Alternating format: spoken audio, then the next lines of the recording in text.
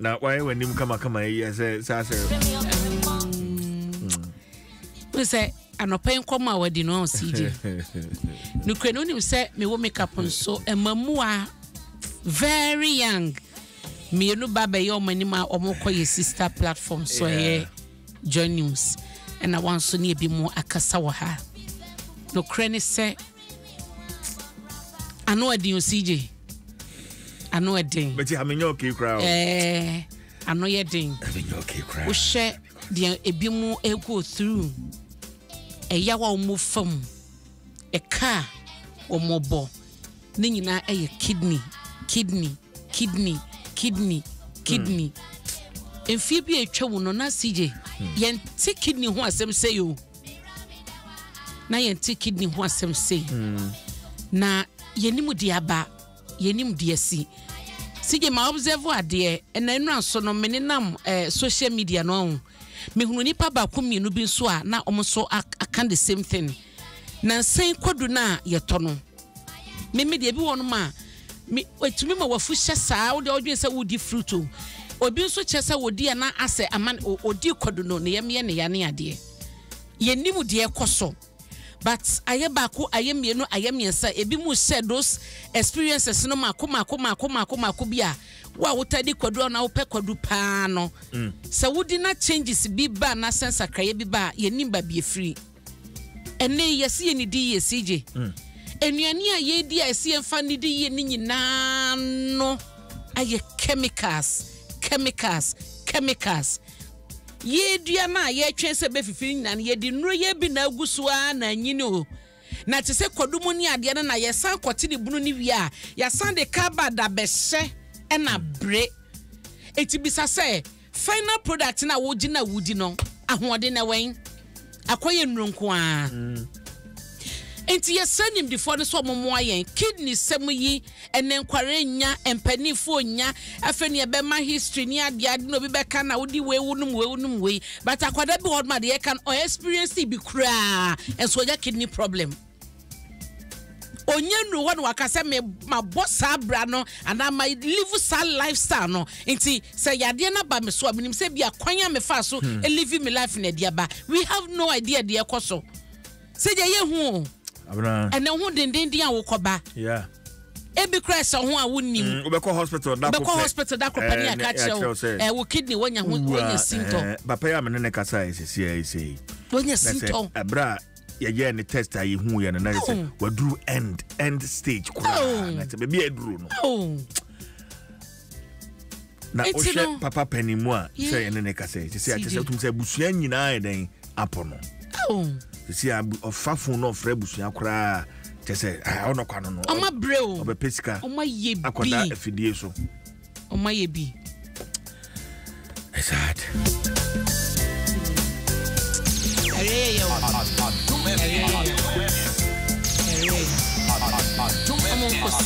CJ de beka no so monkose na ye nyina nso no ye wo hwa ye ma ye nan ntientia e wa yare sabia ebi won ma yetumi e ma wo ya we entemu a e ya na eboa emfa wo nkonkodu end stage a beka se anidaso bia eni ho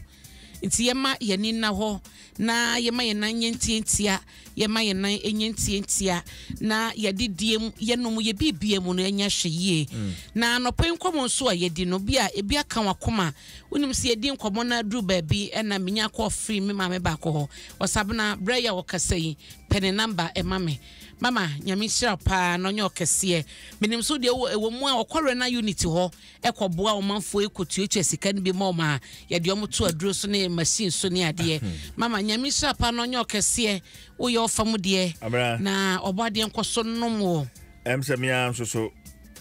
esa me de sa adwuma no e ka madwuma me ye papa na pe ne kasa kakra me de amano so fa nkoda afidie no so yeah and I think that esa me anso so mitimi coronal unit ho yes na me kwa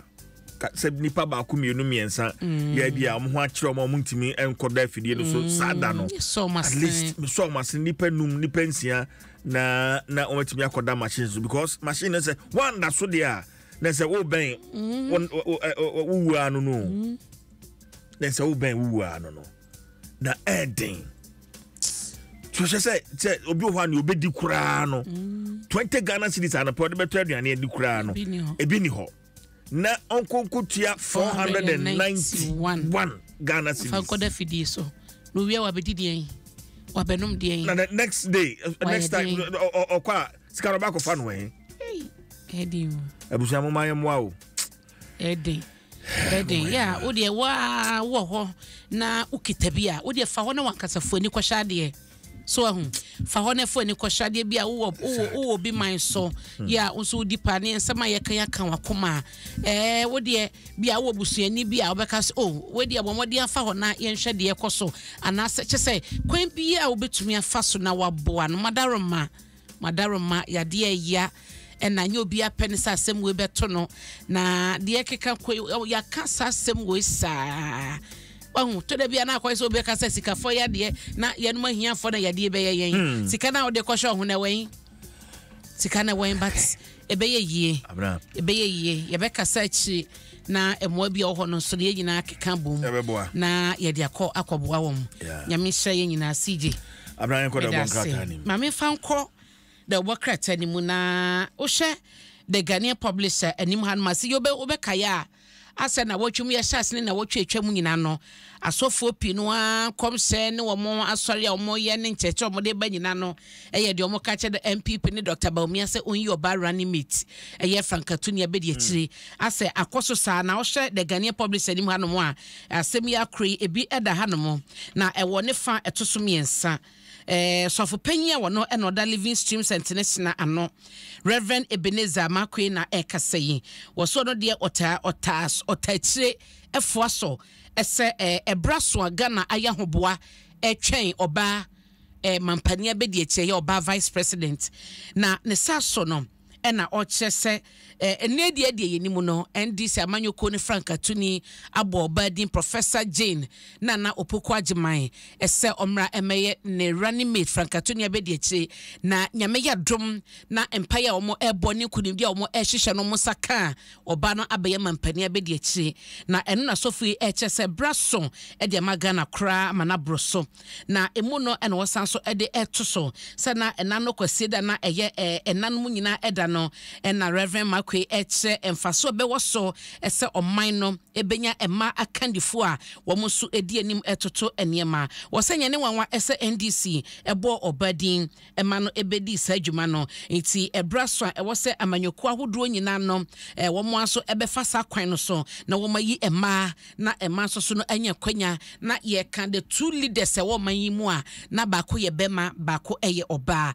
wose no ene de ebeboa pa sedodo na enso nim se ban Dr. Baumia ena sa akaso be ni running mate na chese din aba no edroso ye pa edin aba no edroso ema edimu akotene eye me mame chief of staff Madam Frima Opare ya chese wono so no mo chese ba bi ogina no e wo soro pa e wo sa kanse mu ena na atoshi na ehun sem no the bokratai ebomu amane a the Ghanaian publisher aka na CJ mede wo kode inquisitor the bokratai mu na wo se mede kan bo wa mane se asofo ahodo bi a womo ebom paye mampani abedi akire Alhaji Dr. Mahmoud Baumia adwense so de ntie ne hia wo so ofa oba ese Frankatuni abedi akire no na CJ inquisitor so kasa de ne sa esi ne bo se asofo ne pinu a ekeka ne se na mache lobe ne ade no ya so mafunumu ma Sija wuti yemi yase yase o mafrumu ma yase bi mu kra ko Israel ba o a yase ye frɛ o mo asofo o makɔ Israel ba ko gina echese na sense Israel ba so enye se ba so abaso a eguso a ekoso so awu na enu na da bokata na echese wo mu ni mu se maame ba ko bi yase o ba bi na sponsor sa asofo yi ede o mo ekɔ Israel eye the Holy Land ho no mo eba na eno achinsuso no mame ya ne tua akwanto no mutuo no mame ne efa ho ka nyina esan so ma wo mo padie mu nyina de ka ho de o mo kɔ Israel ba Oh, trouble basano and comes a dance die network to asosa. It's a banner no more cobedra no who say Holy Land ni be a woman. Na the omu yenisa was a Dr. Baumia, a 4 bassa running mate. Ghana so be your Bama and Penia Bedi today, I will have say and a walkano. Na and ya non quasi your most answer to say, Sika Pinoa, so you say, I saw for now what your air corner, a city baby no answer, a walk on my yimuno, a be a soft for. Ebi CJ said ya wunim dada no ano just say ekuo bia bi wom ensem wom asofo wom hifo biem te say ba bia bi wom ada bokrata yi eka eho asem na eno na wom che say pressure pa ebi mu na machede to Dr. Baumia so wasara ni meti yi wo so yi no enye pressure ketwa ena ko focus na papa wo mo di no krampo na pressure nyina firi so ohun omo lobby wase omo se boss omo betumi aye adwuma na mana broso e de ma Dr. Baumia omo ma ye ready so mo di sika beta chire e be ma constituency bia 1 million Ghana cedis no wo mu nyina e lobby e fa chire se be na Dr. Baumia be bomu din e se running mate na odi omo akosa ekonkase yi eno eho asem na ede ha ya chese CJ e bomu amane na mede wo e kosa hwe so a na me gina 1 PP running mate sem yi mu a se hwe so man hene e na e chese Abrantie yo no na yesofo hwe nyina mahode ho sem so e wo mayimu wasa brantie ne obi a wadman pa openadwuma ye na onim se ye yewura na pono na chese ye wo no for greatness ya vision kase anase osi enkan kwa kase pa ena wo papa yanim oman no wo se hwe so eye katachie kwasi bumagama yo to so mienu wono ena ebo yewura Dr. Matopoku prempe abaso ese adwuma waye akokodura wokita ene se de osum oman Ghana no onkoso na onsum Ghana sa na onim se eye adekase ene wanim etwe no a sa adekase no so no ahunu e wona nim no obedru ho pepepe se de e wo se eyo na esebo nyina ebeto dwa ebra yewura energy minister ekokosra manhini e wo se hwe so ene wode ensemi etudwa wose wadi na chiache na dwuma oye no esombo emroso enti wonkoso ano onye ne sa emfama oman Ghana the inquisitor da wakrata emuamane eno no na mefa enko daily guide mu na yenhye ensema eneso daily guide ediaba na CJ medewo eba mu a na ye gina ewo eye omampani na nadodan kwakufu Adom Nsem wode atudwa eba no akwan eho asem a omampani kire se wono ebedi ni dwuma ewo opanima kwa opepon na ye general bosom de to so enson e de ba ya ba besi sabra ye womu no wose adwumaden a MPP amanwenko no aye akwan a wo mayi efi 2017 krampo de ba besi 2022 no wose ebinsi da na amanyoko bie ni hon ma woso wono aba ban mu a adwuma waye ewo akwan mu no obetumi ede atoto mampani akufu Adom na adwuma waye no ho o mampani HS na ni soni hunu no ene se Ghana akwan nyina no ebeye yie na baabi a erhonom no eye enkronkoma mu akwa adwuma na wohonom no wadro ni mfudie wie na waso a wate na se wotwa no wotumi nya kwan paso afa ede abakrum se eno ene na ni soni hunu adwuma waye no eso wose wo hwemu a akwan pi no a ena womo eguso a womo eye pino aso ena womo awie wase 2017 de besi 2022 no omampani aka se na ban yi no esi interchanges makomako dumienu ena ewo Ghana ya emu ensia ena womo awie ya ensia na aka no so no eguso a chese ekosom wase we no hwema 140% increase sa wo hwe 2016 de obeto ye no a na chese ekwanim pa omampani akufoda sanso aka se efiti 2017 besi 2022 no na ban no edisika 16 billion Ghana cedis na asemusa akwanya ewo Ghana nyina no wamo ebebiebie mu bridges mako aduasamiensa na ban echese wasie ede ama na eno achi so no yetire akwan keteka akwan no so no 126 kilometers na no so no wamo aye ensiesie na so maye ensiesie bi krampo no eguso a ekoso omampani na echire adwuma waye eba no akwane abadie akwan so se ye keteke anase lorry akwan so no na obobo so nti wo so won krata wo data no afabra na ene no emfa emesi ani eno eho asam ewo ha na Dr. Mahmoud Baumia na ehese wo no beye mampani a enyade a obetaxe sorry ahodo onfa etuo bia emeto asori so esanse asori echefa wo mo eye edema oman no eso na ene emabu a wo manya adwuma ye schools ahodo hospitals ahodo sorry pinu a ehu wo mu a ni na no ye wo mo so fam de omo ye ede aboa oman no nti omma ensan fa so de bia meto aye asafo ahodo so ese wo mo emetu ato ema aban no daily guide amane bo awode aba eno no na yɛhwɛ the daily searchlight ene ɛho ensema edaha wobakatafa etoso mienu a school for enkwada ene edua omoti ase no esewani ense okakire na eno na wɔkyɛ sɛ Zoribisi junior high school ye no ɛwɔ Gatanga municipality ɛwɔ Tifi apoye mantem ni mu no enkwada no eti enuase na esuade wokwa wohwa enkwada idodo ɛyɛ aduonum 55 ya wɔmakyerɛkyerɛfo nyina so no egina enuase na eche nkwada de na nkwada nto ti enuase esua ade wose wo hwema afimpi mienu ene aduono 2020 mu no nkwada yi ene asukufo ni nyina no na achese eja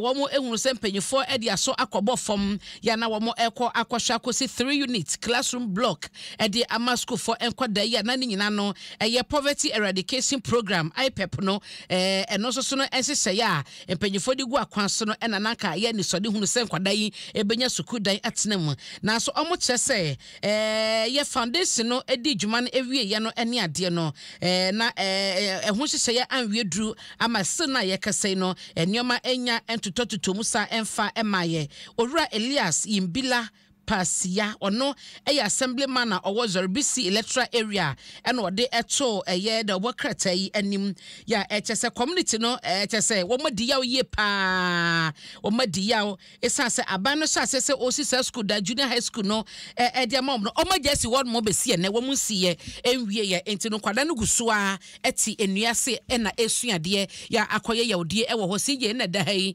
dua no na si hai ena enkwada no etiti enua na se Edio yashase 2020 yewo 2024 yenwie ye enkwada guso titi nuase na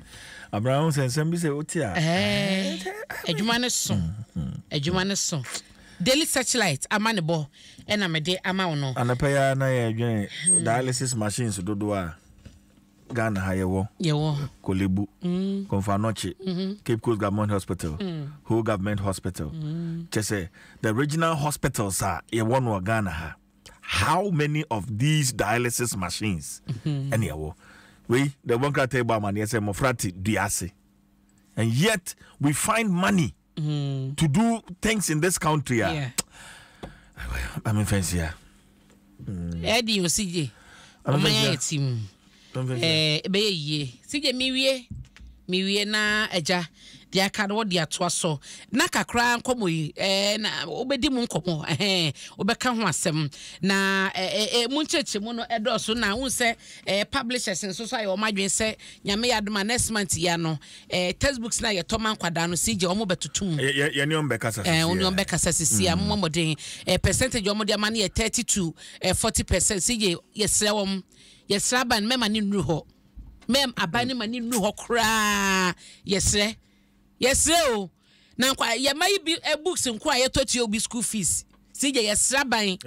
oni hu dwuma mayen yesre Minister of Education enim se Dr. Dutchuma ye dwuma no dokoni omo nkasa na de omo kan muntie omo chese materials omo de print ni omo kotoba ne ade no ano oden etoa ededa so no ano oden ti yesre mo a mo ni omo nkasa mayen na ankwa koduru san pempenso